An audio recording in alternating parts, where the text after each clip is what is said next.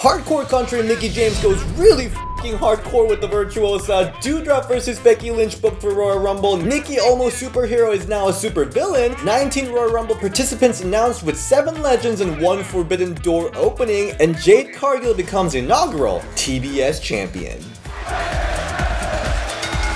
Welcome if you're enjoying the bell. This is DS and this is Women's Wrestling Weekly. This was a huge week. We've got Royal Rumble announcement, 2 pay-per-views, and Forbidden Door opening. Let's jump right into it. Starting with Raw, can we talk about this wife bragging segment? This was so good. So we had Cutting Edge with Beth Phoenix as a guest, and instead of some formal feuds that we saw John Cena slander Maurice for no reason, 0 reason, this was more about proud husbands. Edge and The Miz each came prepared with a promo package to show the world how amazing their wives are. They're legends, they're the best in the world. Watching this, I thought of Candice Michelle because let me tell you what love is. Let me tell you how to move your body. Oh, I suddenly felt so lonely watching this because this is love. This is what love is all about, and I freaking loved it. I wonder if I'll have Valentine's this year. Help me. And I even love the casual sex talk between Beth and Edge. I did not expect that from Auntie Betty, but it's really cute actually. And I just want to add, I had the privilege of interacting with the Edge and Beth couple right after Rumble, I think 2020. Edge really was that super loving and respectful towards Beth. This is all real. The love is real. I loved everyone's facial expressions in this segment. Beth and Edge's stereo comedy faces were really cute. I know that Maurice and Miz is very good at it too, but here the grid couple were really on it. And during this promo war, Maurice basically ran away and left The Miz alone at the ramp. She's, quote, scared. But we all know this formal Divas champion has something up on her sleeve. You never know, she may be looking for lesbians from Bed Bath and Beyond. Sorry. You'll know when you know it. Super satisfying. Another segment we saw was Nikki ASH with Rhea Ripley interview segment in the ring. So while being interviewed, we saw some awkward moments which led them to discuss it might be time to finish up their alliance as a tag team. By the way, props to Sarah Schreiber for stirring up the pot. And there was some heated back and forth, and then we saw them decide to end their tag team but still remain as friends. So they were hugging. It was so cute. Friendship moment. Only for Nikki ASH to turn on Rhea Ripley. Finally, she's a heel, attacking Rhea Ripley brutally. I love this segment. I really love that WWE gave them a proper in-ring segment and some actual good chunk of time for them to hit those nice character development moments. Nikki ASH really nailed the character of someone whose belief has gone too far and turned them mad. This was more of something I wanted from Bayley's initial heel turn, but Nikki's doing it and I think it's gonna be absolutely amazing. It had some awkward moments, but I think it was intentional, and I cannot wait to see where this goes. Personally, I'd love to see Alexa be involved with this and see Rhea Ripley versus Alexa Bliss and Nikki ASH. I'm satisfied. Speaking of Alexa, Alexa's journey to Raw began, and we saw her get a therapy session. She was still in her Lily form, and she was showing some magic power here and there, but nothing major. I don't know why, but she's really channeling Alexa's Rose from Schitt's Creek, which I really like. With their acting choices, very dramatic and cute. But yeah, she, as expected, goes off on the therapist, starts breaking everything. Don't know where this is headed yet. Will this be darker as it progresses, or it will remain in the more cute and wicked stuff? I don't know. But either way, Alexa is one of the best actresses they have, and she'll make this entertaining either way. So I'm satisfied. We see Dana Brooke and Reginald eat Philly cheesesteak backstage, and apparently now Reggie has a spidey sense, so he can sense if 24/7 championship is in danger. So they start running away from R-Truth, and then here Dana and Reggie throws the cheesesteaks at R-Truth but misses it, and it all lands on Tamina. Tamina throws a major tantrum. Not gonna lie, I did laugh. It was stupid, but I did. I'm sorry. I mean, this is what 24/7 Championship's all about. Satisfied. For the main event, we saw a triple threat match for the #1 contendership. Liv Morgan, Bianca Belair, and Doudrop. This match really freaking delivered. I'm so happy about this. Everyone came in looking fire, especially Doudrop. She really came to fight tonight. Becky was at the commentary table today, and she was really fun there too. So many good spots. Loved Liv's dive outside. Doudrop really dominated the first half of the match. That Liv Morgan stomp stomp that was completely ineffective was really, really fun. And that Stratosphere spot in the corner was so good. You know I love some Stratosphere. And then I also love Bianca lifting Liv Morgan from the submission position and then Liv again reversing it. Once again, that was just so juicy. And that Doudrop powerbomb to Liv Morgan and Bianca's 450 press, it was just so freaking good. Later in this match, Bianca Belair hits a huge KOD on Liv Morgan, about to pin. We saw Becky interfere, which gave time for Doudrop to hit a banzai drop on Liv Morgan for the win. I didn't love this finisher. Did she use this as a finisher for a little bit? I don't really remember. But anyway, I'm glad that Doudrop won this because already we are seeing some very different dynamic between Doudrop and Becky Lynch. So after this match was done, Doudrop wins. Becky Lynch comes up to trying to shake Doudrop's hand, but actually she just slaps her and she tries to do the manhandle slam, but she could not lift Doudrop because of the weight class differences. Loved everything about this main event from top to bottom. Great triple threat action. Everyone stepped up their game. I am stratified. By the way, we're skipping the NXT episode because we already covered the NXT New Year's Evil on the previous episode. But let's go to AEW Dynamite. We saw the final for the TBS tournament, the inaugural TBS Championship match, Jade Cargill versus Ruby Soho. This was strength versus the grit match. Jade, as expected, was overpowering Ruby, and Ruby worked the match in a more of a David versus Goliath, the cutting down the tree type of strategy. Mercedes Martinez came out to interfere, and then we saw Thunder Rosa run out to attack Mercedes Martinez. So they're teasing their upcoming feud, which I'm already salivating about. I love that huge big boot from Jade. There have been many big boots and super kicks in the history of women's wrestling, but Jade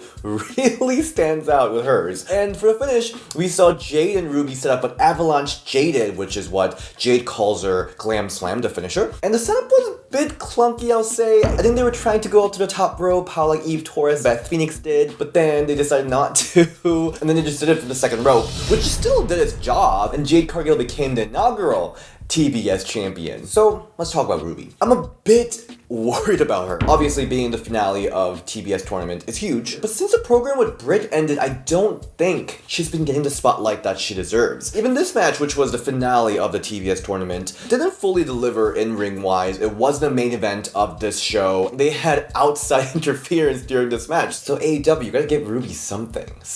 On the other hand, I'm so excited to see Jade as a champion. Obviously, we all know she's very green, and that showed throughout the match too, but Jade is really the star. Jade is such a damn star. She's the it girl. You see her and you just see a superstar. So I'm glad that AEW also sees that in her and supports her with full force. I'm fully behind that. And that photo of her with her child holding up the championship, it was just so beautiful. This match and the tournament, it didn't exactly meet my high expectation that I had for this inaugural championship tournament, but I had a great time. I enjoyed it and I loved the result, so I say stratified. Alright, let's go to Impact. We opened with the 6 women tag team match, Tasha Steelz, Lady Frost, Chelsea Green versus Rachel Ellering, Jordynne Grace, and Rosemary. This was a 7-minute showcase match for Hard to Kill's Ultimate X match. It was a fine tag match. I loved the waterfall spot, but what was most memorable was that beautiful moonsault from Lady Frost outside of the ring. It was absolutely spectacular. At the end, Chelsea Green picks up the win using her finisher Unprettier. I'll say stratified.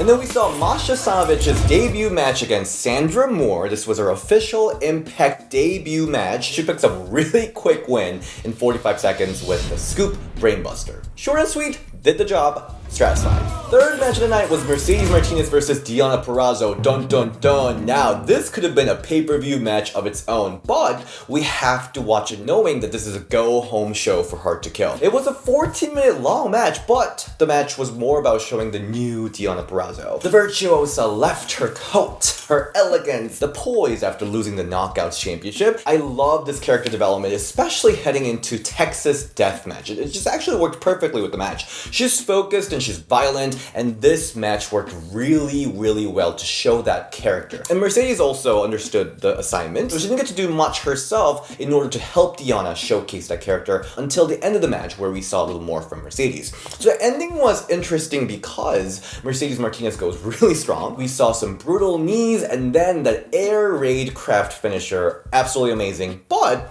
Deonna completely ignores it and then reverses it into Venus de Milo to get that submission win. I personally don't love when you just kind of ignore a big finisher or a big move like this. It doesn't happen a lot, but I think it worked as a cool climactic finish. So I'll say stratified. Post-match, we saw Deonna and Mickie James, who was in the commentary table, have a big stare down before the pay-per-view. AEW Rampage, we've got tag match, Ruby Soho and Riho versus Britt Baker and Jamie Hayter. Previously on Dynamite, we saw Britt Baker taunt Ruby Soho, who was doing a post-loss interview, and that's set up for this tag match. This was a pretty casual tag match for the go-home show for the Battle of the Belts, AEW's new pay-per-view, Riho versus Britt Baker championship match, and here we saw some friction between Jamie Hayter and Britt Baker. And at the end, we saw Riho roll up Jamie to win the match in an 8-minute bout. Riho showed some really fun moves here, which was really fun, but the focus here, I think, was on Jamie Hayter and Britt Baker's alliance getting weaker ahead of the pay-per-view match. So it'll be interesting to see how this will affect the championship match. Storyline developments always welcomed in AEW. Stratified. Alright, let's go to SmackDown. So we saw Charlotte Flair come out and introduce, out of nowhere, 18 participants of this year's Royal Rumble, and she reveals 7 surprise entrants, which includes Impact Knockout Champion Mickie James. You can watch our emergency news episode to see me go real deep into this whole announcement. I was gagged, I was gasping, it was really cool. But one update I can give you since then is that news sites are reporting, and I've also heard, that it is WWE, in fact, that reached out to Impact first about this collaboration, which is really cool. And this is indeed the forbidden door breaking deal. And them introducing on TV Mickie as a Knockouts champion was a measured and scheduled thing. So I'm so excited to see how WWE will use that in this Royal Rumble match. By the way, loved Pat McAfee alluding to the garbage situation. That was some gold. Mickie James, the Impact Knockouts champion. She's gonna have an axe to grind with the garbage that happened in the past. After this, we saw Charlotte announcing herself as a 19th participant, making the first women's champion to enter the Rumble. We've also talked about this in the news episodes. I wasn't happy about it, but I've seen some comments talking about how you want to see Mickie James knockout champion versus Charlotte Flair. That's a great idea. If that happens, the champion stare down, I'll be so down for it. Anyway, after this announcement, we saw Naomi come down to challenge Charlotte Flair. Charlotte's like, what did you do to deserve a match with me? And then Naomi gives her a heck of a slap. I lost my shit. Charlotte lost her shit. The entire crowd lost their shit. It was so great. So the match started between them, championship contenders match, and as always, Naomi and Charlotte had such a great chemistry. I'm telling you, Naomi is due for some good storyline. I'm glad she's having this whole consistent storyline with Sonya Deville now, and I hope she will feud with Charlotte Flair next, because I think she really deserves it. During this match, Sonya Deville comes out and continues to add stipulations to handicap Naomi, so she added no countout, no DQ throughout the match. It was super annoying, super effective. So heading into the finish, we saw Stereo Big Boots and Charlotte Flair attacks Naomi, who's trying to do a split-legged moonsault with the backbreaker, finishes Naomi off with natural selection in 13-minute match. And Sonya annoyingly announces, and your loser, Naomi. This was great. I mean, this really was great. Again, love the chemistry between Charlotte Flair and Naomi. Whenever they have a match, I think they really create magic. They really need to have a whole feud championship storyline, because I wanted. And this was a really enjoyable match, in-ring wise and the storyline wise, between Sonya and Naomi. So I'll say super satisfied. Alright, so on Saturday, we saw 2 pay-per-views clash. Both Impact Hard to Kill and AEW Battle of the Belts aired on the same day and same time. And what's interesting is both pay-per-view were main evented by the women, which was really great. That said, respectfully, I didn't fully understand how this match got to main event this pay-per-view, because there was really no solid build for this feud or the challenger, Riho, really. And the main storyline device in this match was Jamie Hayter. So here the focus was Jamie doing incomprehensible stuff throughout the match, which was not a no DQ match. She would just like randomly tell Britt to carry this table with her, which did end up in a pretty cool spot with Riho jumping on the table. And then the whole throwing in a belt, which got Reba ejected. Like, they're definitely building towards Jamie Hayter versus Britt Baker, which I'm all for it. And they're doing storylines, yes! But just hope Jamie didn't look like a broken Sims character that's running around doing random shit. That said, unfortunately, Riho had really no build other than the fact that she has a number on Britt Baker. They didn't take advantage of the fact that she's the inaugural women's AEW champion. Didn't take the size difference really into the match psychology. Rio was just honestly another challenger for Britt Baker, and the storyline was again all about Britt Baker. This continues to be a major problem with Britt Baker's reign. The match was good. I think it really picked up by the end. I think also Rio improved a lot. I mean, she's always been very good, but one thing I always noticed was that her moves, a lot of them, look too light and fluffy to hurt. But in this match, she looked deadly AF. So I think that's a big improvement from Rio. But at the end, Britt Baker picks up the win with that lockjaw. But this match overall felt like a weekly show match. So I'll say, meh. Alright, let's go to Impact Wrestling's Hard to Kill. We start with first ever Knockouts Ultimate X match. Tasha Steelz versus Lady Frost versus Alicia versus Jordynne Grace versus Rosemary versus Chelsea Green. I don't even know how to explain this match rule, but basically it's like Money in the Bank match, but instead of using the ladder, you have the ropes on the ceiling and you have to like climb it. It's like a Divas Golden Dream match, but the Pokemon Final Evolution version of it. Everyone looked stunning in this match, especially Chelsea Green and Tasha Steelz. And there were so many fun spots in the match. Lady Frost with that huge corkscrew dive onto everyone outside of the ring was great. Love whenever Alicia brings Kendra the kendo stick into the match. Chelsea Green and Alicia's double crossbody spot was great. And also, I love that partners like Havoc and Savannah Evans came in to help out. And Rosemary hitting Alicia with the spear in the air. Jordynne Grace, Tasha dropping tailbone first onto the mat was crazy. And the ending was also super crazy because both Chelsea Green and Tasha Steelz got the X. It was in both of their hands, but Tasha was the one that came down with it, winning the match. I think the ending was fun. I had no idea who was going to win at that point. And to be honest, I was pretty sure that Chelsea was going to win this match because I think she's due for a big win in Impact. But I'm so happy that Tasha won. Tasha's a name that keeps getting brought up whenever I talk to Impact Knockouts as a person they want to have a match with or a person that has the most potential. She had a really good showing in a tag division with Kiera Hogan, so I'm super excited to see what she can do as a solo competitor against Mickie James. This was a really fun match. I think the women really came prepared with a lot of fun spots. I'll say satisfied. By the way, I want to note that the Inspiration versus the Influence, the tag team championship, was cancelled because of the COVID situation, but we saw Texas Deathmatch Knockout Championship match, Deonna Purrazzo versus Mickie James. First of all, surprisingly, this was the first time Knockouts are main eventing a pay-per-view. I was actually really surprised about it because Knockouts are the crown jewel of Impact Wrestling. There was obviously tons of interest in this match because we wanted to see if Mickie will indeed walk into Royal Rumble holding the Knockouts titles. I was like, I love you, Deonna, but I really need Mickie to win.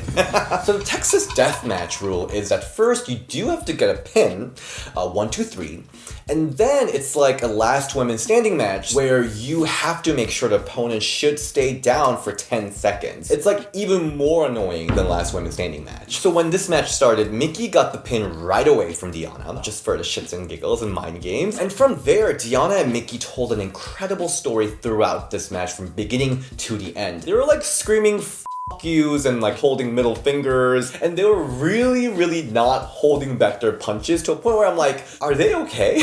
Like, do they actually hate each other? Like, what's going on? Like, it was intense. This match was crazy, and honestly, I never thought I'd see Mickie James in this type of brutal match. Like, my least favorite weapon of all, thumbtacks were introduced, and Mickie landed hard on them. Also, both Mickie and Deonna busted open. Mickie from the huge crash with the production cart, and Deonna from that brutal chair shot to the head, which I honestly think it's unsafe, but I'm sure they did it with a lot of caution. Mickie's a legend, and she has nothing more to prove, so mad respect for Mickie James for doing this. Going this far and this hard, I could not believe watching this match. Like, I honestly didn't think I would see Mickie James land in the pile of thumbtacks. It was crazy. There was a really cute callback when Deonna grabbed Mickie's coochie. Mickie did the infamous V licking thing from WrestleMania 22 that got edited out. And allegedly Vince was super mad about it back then. That callback was really cute. And then the finish came when the Drama King interfered to help Deonna. And Mickie hits him with the hardcore country guitar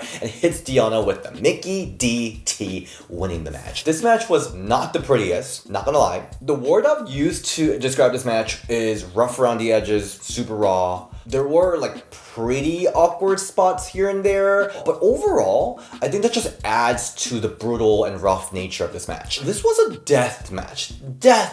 And most importantly, the storytelling in this match was top tier from top to bottom. Nobody can take that away from them. For that, I'll say satisfied. Adding to that, I also want to mention Maria Kanellis was at Hard to Kill with Mike Bennett. We'll see if they will be joining Impact officially or what's happening with there. But I'm just really excited to see Mickie, Gail, and Maria and all in the same company outside of WWE.